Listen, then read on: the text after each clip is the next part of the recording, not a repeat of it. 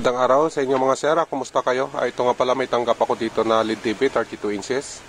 Ang sabi na may-ari nito, may pumutok daw ito sa loob. Ito mga sir, wala na daw itong power. Ito yung kanyang brand. Yan, LTK yung kanyang brand nito. Ito mga sir, share ko lang sa inyo kung ano ang problema ng unit na ito, kung ano yung pumutok dito. Ito, buksan ko lang. Di na natin i-plug in siguro kasi yun nga, may pumutok daw ito sa loob. Mga sir, yung kanyang driving board, naka-modified na pala ito ng forwards, ayan no. At saka ito mga sir, yung kanyang feedback naka-modified, bali yung ginamit na feedback, yung original na feedback na dito sa driving board na ito. Ito mga sir, i-try natin i-plug in to kung ano ang problema. And mga sir, naka-plug in na yan.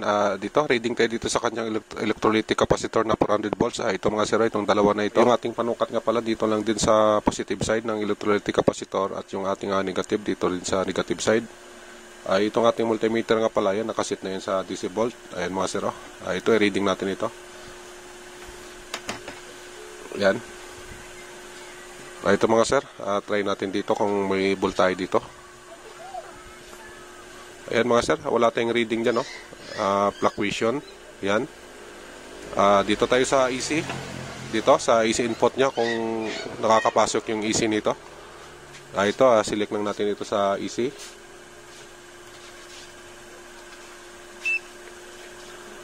Ayan mga sir, naka-EC mode na tayo. Yan. Ayan mga sir, mayroon namang reading yung EC input natin na 230 volts. Ang problema, hindi lang siya nakakarating dito sa ating 400 volts. Ibig sabihin, yung EC line papunta dito sa 400 volts na electrolytic capacitor natin, may problema ito. At saka ito mga sir, may napansin din ako dito sa kanyang forwards. Dito, focus ko lang. Ito mga sir, parang nag-iba na yung kulay nito. Naging dark brown. Ito ang gawin natin dito, kalasin ko muna itong driving board nito para makapag-check tayo dito sa kanyang primary. Ito, kalasin ko lang muna mga sir. Ito na mga sir, nakalas na natin yung kanyang board. Yan, ito naman yung kanyang forwards, inalis na rin natin yung kanyang heatsink. Ito naman kanyang primary section, itong portion na ito. Yan, mainboard naman ito dito. Dito naman yung kanyang backlight driver, dito na portion kasi ito na yung output ng papuntang backlight. Ito mga sir, may napansin ako dito. Ayan umitim dito, putok ang fuse. Yan ito mga sir, putok ito. Yan, ito yan siya Yan. Malamang ito mga sir, dati pa itong sira nung bago ito pinalitan ng ito forwards module, sira na ito. Malamang siguro ang ginawa dito, ito naka-direct ito, nag-jumper ng wire. Kasi yan bakas ng putok ng wire, yan, itim. Pero ito mga sir, sukatan natin para sure tayo. Ito, sukatan ko lang. Yung ating multimeter pala, naka-buzzer mode. Yan, may buzzer tayo. Ito mga sir, yung kanyang fuse, sukatan natin. Ayun mga sir, walang buzzer. Confirm natin na putok yung fuse nito. Yan, okay naman yung ating multimeter. Dito, wala. Dito, balik tayo dito sa kanyang harapan. Dito, primary section lang tayo. Ito mga sir, yung sukatan natin, itong kanyang 400 volts na kapasitor. Itong dalawa na ito. Ito naman yung kanyang positive side, negative side nito, ayun may sign naman ito na kulay puti, ibig sabihin negative yan. Ayan, naka-parallel connection, itong dalawa na ito. Ito mga sir, reading lang natin. Dito tayo sa buzzer mode, diode mode. Ito, lipat ko lang sa diode mode. Ayun mga sir, naka-diode mode tayo. Ito, reading natin. Wait lang. Dito mga sir, sukatan natin dito. Ito, forward bias tayo. Ayun mga sir, may reading tayo na forward. Ito, reverse natin to. Dapat wala itong reverse para walang shorted. Ayun mga sir, confirm. Walang short ito kasi walang reverse. Bali yung follow niya ito lang, forward. Ayan, forward bias. Wala namang itong reverse. Ayan, ibig sabihin okay. Ito mga sir, mostly kasi pag okay ito, itong 400 volts na ito, malamang okay din ito. Itong ating, ito, ang forwards module natin. Yan. Kasi nga, pagka nag-short ang ano nito, ang pinaka IGBT nito, ito, mamonitor natin dito sa kapasitor na ito. Pero base sa ating reading, okay naman, wala namang short. So ito, may posibilidad na okay pa ito. Ang gawin natin mga sir, kasi pumutok ang fuse nito, kasi ang fuse naman, di naman basta-basta puputok yan pag walang shorted. So ang gawin natin, ito easy line, may dumaan pa kasi ito dito sa ano, sa diode. Ito pakita ko lang. Ito mga sir, itong diode na ito, 1, 2, 3, 4. 4 ito, wala na yung dalawa dito. Malamang sira siguro dati yon, pinalitan. Dito na sa likod nilagay. Ayan mga sir, yung dalawa. Bali 4 ito lahat. Ang gawin natin dito, i-reading natin isa-isa yung 4 na ito.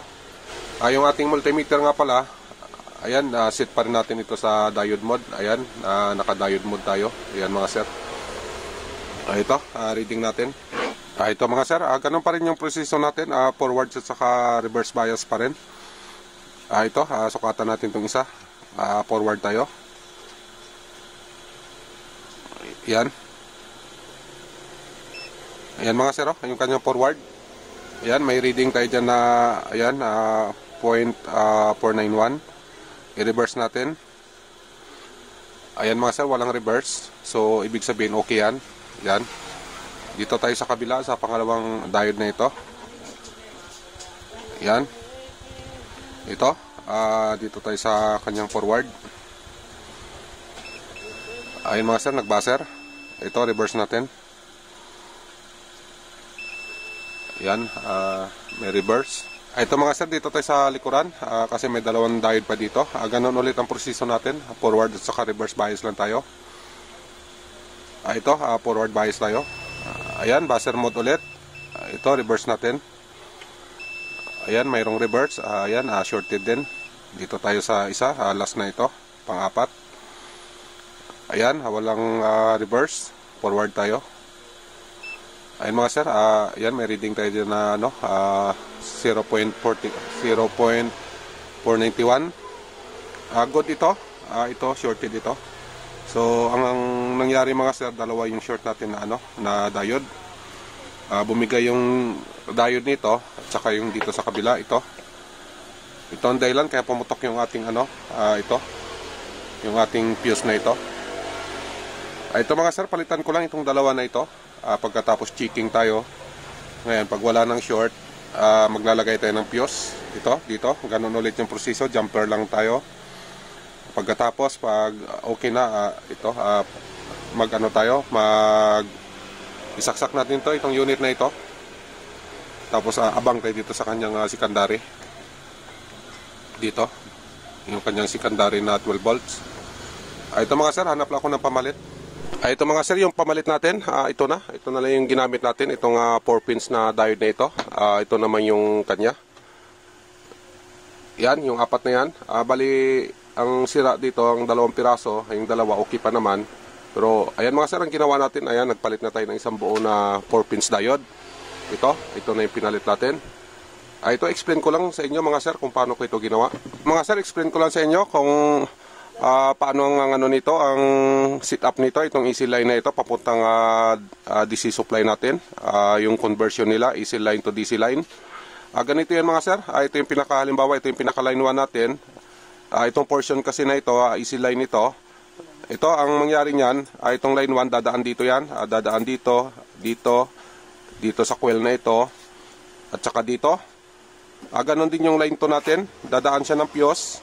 Ganon din dito sa kabila, dito, mag-out sila dito sa coil na ito, malaki-laki na coil na ito, mag-out ito, papunta naman sa diode. Yung diode na sira kanina, yung 2 piraso, dito siya pupunta. Ang output nito pupunta dito sa 4 na diode, yan. Tapos pagkatapos dito mga sir, mag-out naman ito papuntang dito sa ating 400 volts na kapasitor, itong electrolytic capacitor na main supply. Yan, ganun lang yan, yung ano niyan, proseso, AC line to DC line. Ito, baliktarin natin, pakita ko lang sa inyo. I-read natin ng multimeter. Ito tayo sa likod mga sir. Ito, binaliktad ko na. Ito na yung in-install natin na diode. Pamalit natin doon sa dati niya na diode na 4 na piraso.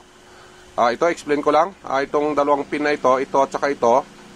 Ito yung AC input natin, line 1 or line 2. Dito naman sa kabila, ito naman yung kanyang DC out. Ito, kung nakikita nyo ito. Ang ibig sabihin yan, ito yung kanyang positive line. Yan, positive line yan. Papunta sa positive side ng ating electrolytic capacitor. Yung ito naman na side, ito yung naman yung kanyang negative side. Papunta din doon sa negative side ng ating 400 volts na electrolytic capacitor. Ayan. Ito mga sir, sukatan natin itong AC line na ito. Dito muna tayo. Explain ko lang sa inyo ito. Ito, sukatan natin. Ito yung ating AC line input. Ayan, line 1 at saka line 2. Ayan naman yung kanyang fuse. Ayan o, dumaan siya ng fuse. Ayan, yan. Pagkatapos dito, yan, ganyan. Papunta dito sa coil. At saka ganon din yung kabila. Ito, yung ating isang line. Ayan, ganon din. Papunta din dito sa coil na ito. Dito mga sir. Yan. Ito yung kanyang line 1, line 2. At itong isang paa, tatagos ito dito, kabila. Itong isang paa naman, tatagos din dito sa kabila. Ito, sukatan ko. Ito mga sir, buzzer mode tayo. Yan, ganyan. Dito. Yan mga sir, tagos yan. Ito, dito kabila. Yan, tagos din. Dito tayo mga sir. Dito, dulo-dulo tayo. Dito, AC line. Papunta dito sa ating AC input. Ito, buzzer mode pa rin tayo. Yan, ganyan. Ito mga sir, pakita ko lang sa inyo ang tagos nito. Yan mga sir, tagos. Yung ating AC input, papunta dito sa ating 4 pins na diode. Yan. Dito, sa kabila, line 1, line 2. Dito, yan. Ayan pa rin, tagos pa rin. Yan. Ayan mga sir, yan. Tapos itong dalawa na ito, papunta dito sa ito, pakita ko lang. Dito mga sir, papunta dito sa ating electrolytic capacitor na 400 volts. Yung positive side natin, dito yon, dito sa walang marker na ito. Yan, ganyan. Itong paa niya, ito yung positive side, yan. Yung negative side naman ito, ayan, may marker na ayan yung kulay white na yan, yan. Yan yung ating negative side. Ito naman yung kanyang paa. Yan. Ayan mga sir, yan. Balik tayo dito. Ayan mga sir, itong positive side pumunta din sa positive side ng ating kapasitor na 400 volts. Ito, ganun din, papunta dun sa negative side na yon, dun sa tinuro ko sa inyo kanina na kapasitor na yon. So, ganun lang. Ito mga sir, mag-read tayo dito. Dito sa AC line at saka dito sa DC output nya. AC input, DC output, sukatan natin ito. Ngayon, pag walang shorty dito sa 4 na paa na ito, ibig sabihin yung ating circuit na primary, wala nang short yan. So, ito mga sir, ganito lang magsukat yan. Dito tayo mga sir, sukatan natin ito. Dito lang tayo mag-focus dito sa 4 pins na diode na kinabit natin. Dito natin i-identify kung itong primary na ito, kung may short pa ba o wala na. Pag wala na itong short, plug in na natin ito. Ito mga sir, dito tayo mag-uumpisa sa kanyang AC input. Itong dalawang paa na ito. Dito muna tayo. Yung ating multimeter pala ay set lang natin dito sa ito, nakasit yung akin dito sa Yan, dito sa resistance mode. Yan. Ayan, naka-auto range ito. Ito, sukatan natin. Dito mga sir, line 1, line 2 tayo. Ito. Yan. Ayan mga sir, yung reading natin naka-M, naka-MIG. Ibig sabihin okay yan, wala tayong shorted kasi pag ang lumabas dyan, halimbawa ito, hindi siya MIG ang lumabas, ohms ang lumabas, ibig sabihin shorted yung ating AC line. Pero ayan, nasa MIG naman tayo, yan, sa M, yan, ang ibig sabihin niya wala tayong shorted. Dito tayo sa kanyang DC output, papunta doon sa electrolytic capacitor natin na 400 volts. Yung ating multimeter nga pala, set lang natin ito sa DC mode, sa diode mode pala. Ito mga sir, set ko lang. Yan, naka-diode mode tayo. Ayan mga sir, oh. Yan, naka-diode mode tayo. Dito mga sir, yung proseso ng pag-read natin, pag naka-diode mode tayo, forward at saka reverse bias tayo. Ang gawin natin, ito, forward tayo. Yan, dito, at saka dito. Yan mga sir, oh, may forward tayo dyan na, yan, yung reading natin. Wait lang. Yan, 0.488, yung ating forward. Ito mga sir, reverse natin. Dapat wala itong reverse para ma-confirm natin na walang short circuit yung ating primary. Ito, reverse ko lang. Yan, ganyan. Dito tayo. Ayun mga sir, wala siyang reverse. Yan. Yung ating reading, ito lang. Yung kanyang forward, ito. Forward niya ito. Yan. Ito mga sir, confirm na natin na walang short circuit yung ating primary. At saka yung ating forwards pala, ayan, ganun pa rin, hindi natin ito pinalitan. Bali, ang pinalitan natin, ito lang. Ang naging sira lang sa kanya, kaya pumutok. Ito mga sir, bumigay yung 2 piraso nito. Yan. Kaya ang ginawa natin, ito na yung replace natin. Kasi ito, mas matibay ito. Yung mga ganito, bira lang kasi ako maka-encounter na ito nasisira. Mostly lang kasi sa mga CRT na LGTV ito nangyayari na nasisira yung ganito. Ito naman yung sa atin, galing ito sa CRT TV na Sharp yung brand. Kinuha ko ito doon at saka ito yung pinalit natin. Yan. Itong mga sir, yung fuse nga pala nito. Ito mga sir, ayan o, jumper na ito. Ganun din yung proseso kasi wala tayong fuse na ito, itong fuse na ito. Yan, ito. Wala tayong pamalit nito kaya ang ginawa natin ayon jumper pa rin. Jumper pa rin tayo mga sir. Yan, estimated lang yan. Ito. Yan, isang hibla lang na wire yan. Yan, okay na yan. Yan. Tsaka ito, buzzer mode ko lang yung ating multimeter. Ito mga sir, buzzer mode na. Yan. Ito. Ito tayo. Ayan mga sir, connected na yung ating fuse na replace. Ito mga sir, plug in na natin ito. I-check natin yung ginawa natin kung okay na ba ito. Dito mga sir, mag-abang tayo dito sa kanyang 12 volts na secondary. Dito natin ilalagay yung ating ito, yung positive na panukat dito na area. Itong area na ito, dito. Yung ating negative line naman, dito na lang siguro tayo mag-grounding dito sa kanyang HDMI dito. Itong block na ito, dito natin ito ilalagay.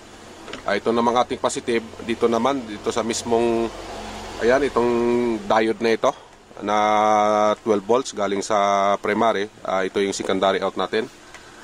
Ito mga sir, sit up ko lang tapos plug in na natin ito.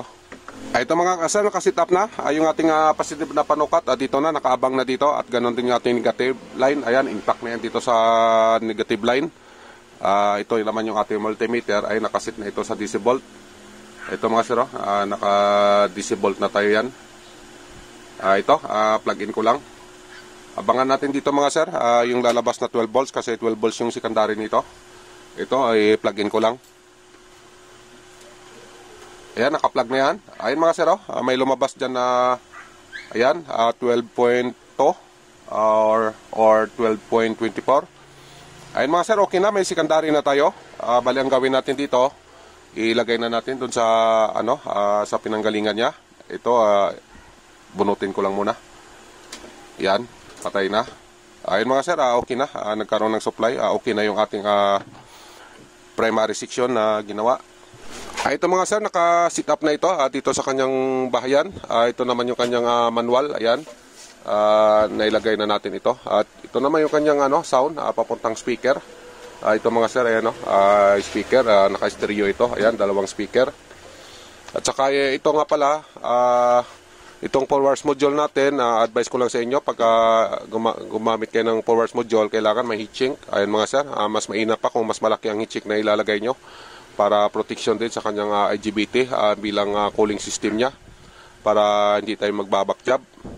Pero depende na yan mga sir kung kakasya yung malaki o basta pagkakasyahin nyo lang, ang importante malagyan ng heat sink itong forwards module. Ito, ready na ito. Bali ang ilalagay ko na lang dito, itong kanyang backlight at saka itong panel.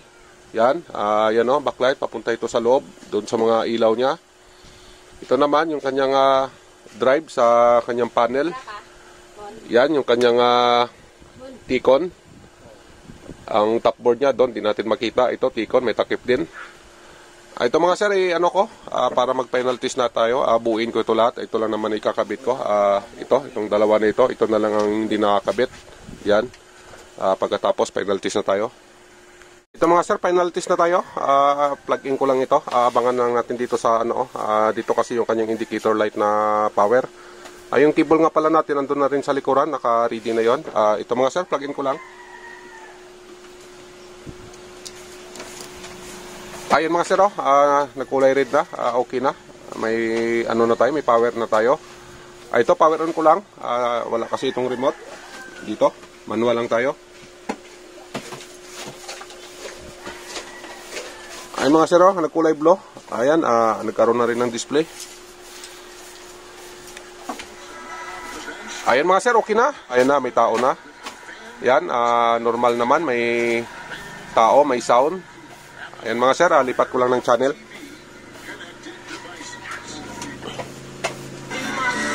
Yan. Dito tayo sa kanyang volume. Yan. Yan, operational naman. Writer siya. Isa sa mga head writer ng unit. Ayun mga sir, okay naman ito. Yan okay naman yung kanyang screen. Wala namang problema. Yan. Ayun mga sir, nagawa din natin ang unit na ito. Bali yun lang ang naging problema niya. At saka yun din ang dahilan na nasira nung pumutok ito. Ayun mga sir, kung nakabinipit kayo, paki-like na lang at saka subscribe.